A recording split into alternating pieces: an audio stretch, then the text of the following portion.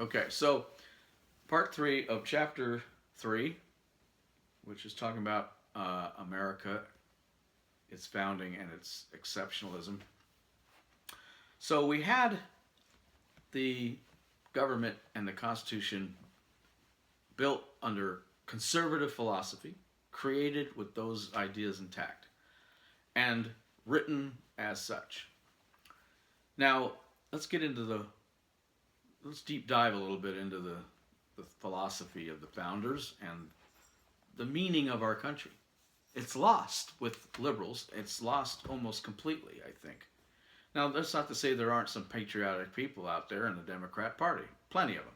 Some of them even like the military, and then on one hand, and then hates what the military does on the other hand, which is like saying as I wrote in my book, I I like architects, but I hate their drawings. I like soldiers, but I hate their wars. It's like, well, not their wars, one, but I don't like the job they do. It's like, well, then you don't like soldiers because you can't have one without the other. They kind of go together. So to say you're patriotic as a Democrat, okay, but if you say you're patriotic as a liberal, no, you're not. You have shown nothing but disdain for this country, and you've done it over decades. So they don't, and this is why I'm bringing this up, is because liberals have denigrated the country in terms of its culture. They prefer multiculturalism over our culture. They prefer the sovereignty of other countries, but ignore the sovereignty of our own. Other countries can have borders, but we're supposedly not allowed to have borders. Other countries can do this, that, we're not allowed to. We're told time and time again by liberals that America is no different, no more special, that all people who live in their countries believe that their country is the greatest country on earth, which is great. I have no problem with people being patriotic for their own country, but don't have a problem with me being patriotic for my country. And that's where the problem is. They hate that. And it goes on and on. They seem to have a problem with every aspect if it doesn't comport with their agenda and their ideology. Why do we do what we do? Why did the founders set this up the way they did? Why is America different? And why do I say we are the greatest country that ever existed?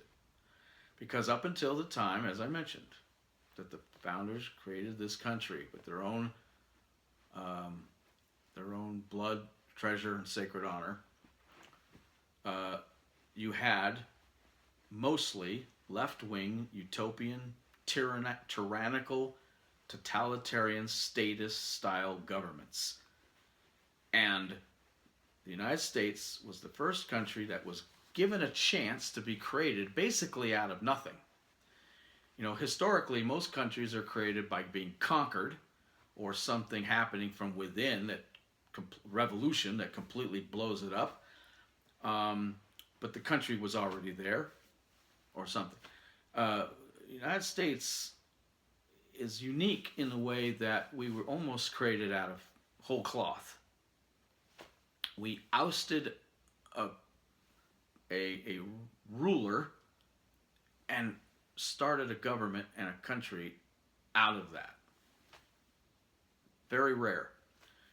With that opportunity, that very rare special opportunity, the founders realized they have another opportunity to do something really, really cool.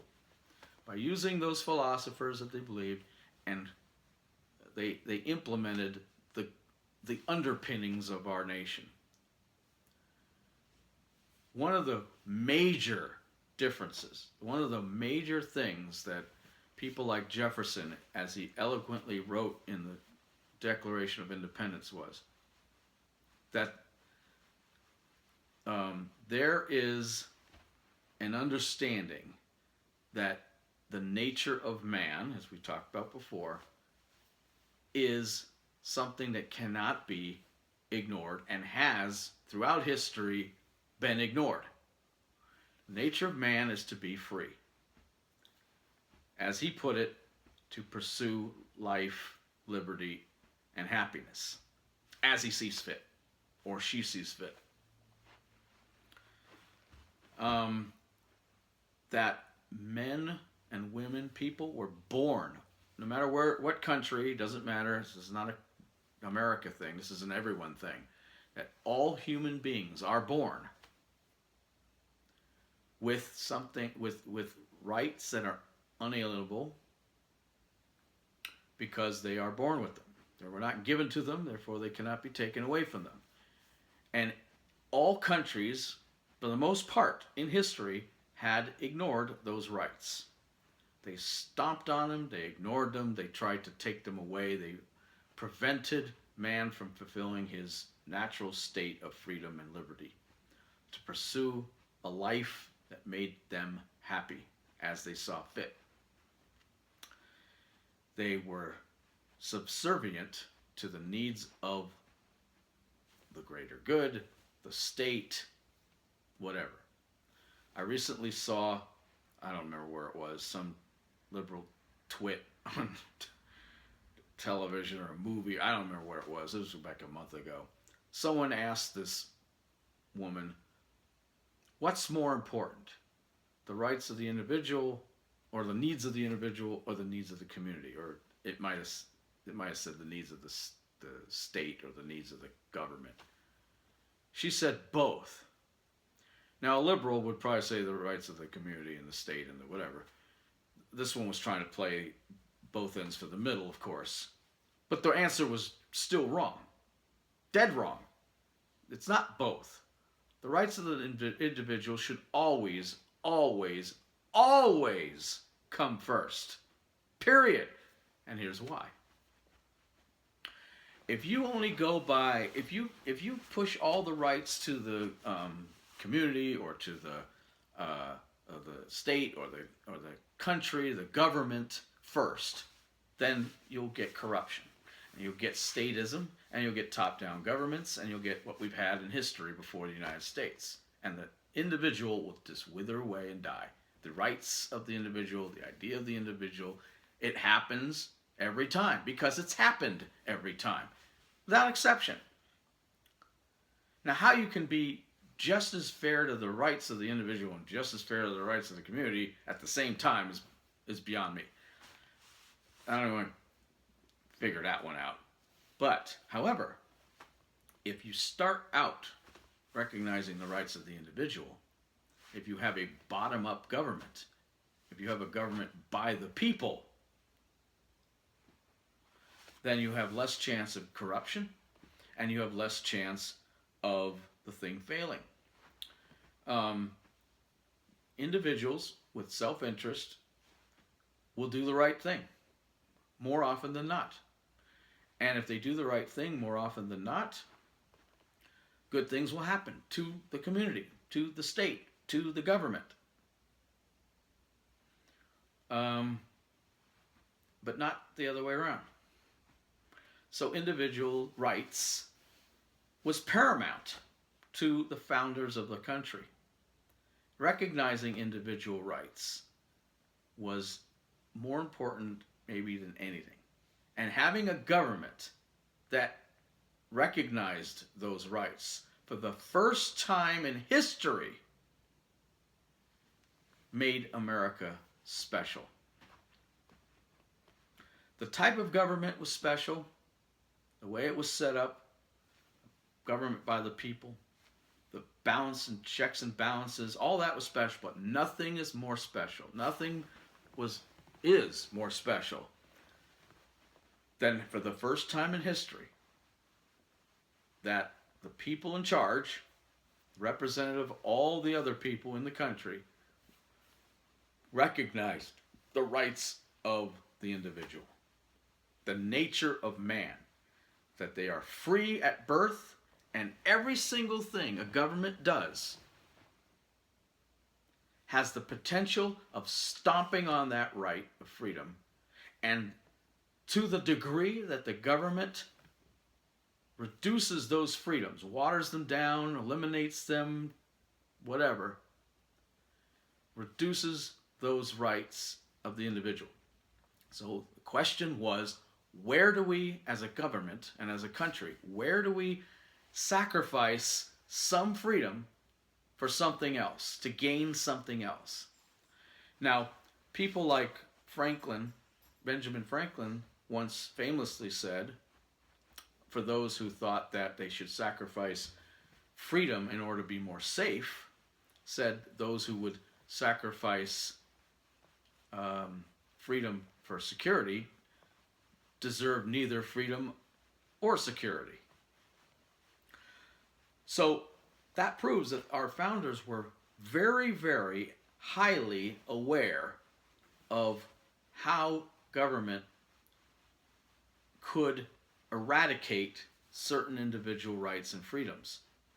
And it tread very, very carefully on that, when that was involved, when rights were involved. Because the whole thing is based on a certain precept. You don't want to then create a government that destroys that precept. It only made logical sense. From that day forward, every single time there is a new law, every single time there is a new amendment to the Constitution, they have to weigh, and did weigh, what is sacrificed in terms of rights for the greater good of most people. Is it worth it? If it wasn't worth it, it wouldn't pass. That was at least the way it used to be. Now, liberals anyway, couldn't care less. They pick and choose the winners. They decide who has rights and who doesn't. They make up what the word rights even mean. And we're going to talk a lot about that in another segment. But they can't even express what a true right is. They don't even know the difference between an unalienable right and a privilege granted by the government we created. They like to conflate it all together because they can win an argument, they think, by doing that. Little tricks they like to play, hoping that the people don't catch them, aren't educated enough to catch them whenever they try to pull that kind of shenanigans. Everything is not a right. Most things are actually privileges, not rights. Rights are fairly enumerated, as it were. Also, they like to forget that rights have limitations. This is very important. The Founding Fathers totally understood this. Rights are not forever. The rights that are granted, anyway, are not forever. The freedom thing and the life and the liberty, yeah. But the rights in, like, say, the Bill of Rights, speech and guns and privacy and all the everything, those have limitations. In other words, the right of your fist to swing ends at my face, or the right of you swinging your fist stops at my face. If your rights are stepping on my rights, your rights end right there. Liberals don't think that way. You might have the right to talk, but you don't have the right to be heard, for instance. But they don't think of it that way. They think everyone has to be heard.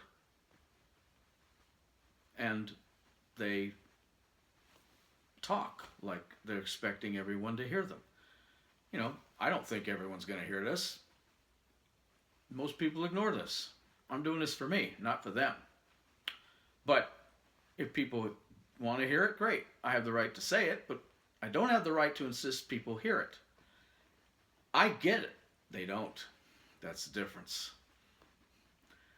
Our country is special for many, many things. Our Constitution, our way, our government style, as originally intended, and the recognition of our nature-given, God-given, birth-given rights, however you want to think of it. No other country on earth does it quite that way.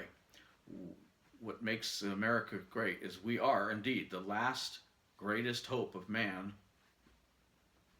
in the world. There is nowhere else to go, folks. There's no other country. There's no other place. This is it. If we blow it here, it's over. That's why I so loudly, passionately safeguard against change for change's sake of change. Why I so loudly, passionately speak against the slippery slope, the leftward drag of our country, the push by liberals to try to take our country and transform it into, fundamentally transform it into something it had no business doing, no intention of there was no intention of it going there, into something that is unrecognizable as America. And I will fight to my last breath to stop the liberal horde from changing the country that I hold near and dear, United States of America. So until the next time, this is Jeff signing off, and hope you enjoyed this this video. All right, take care, guys. Bye bye.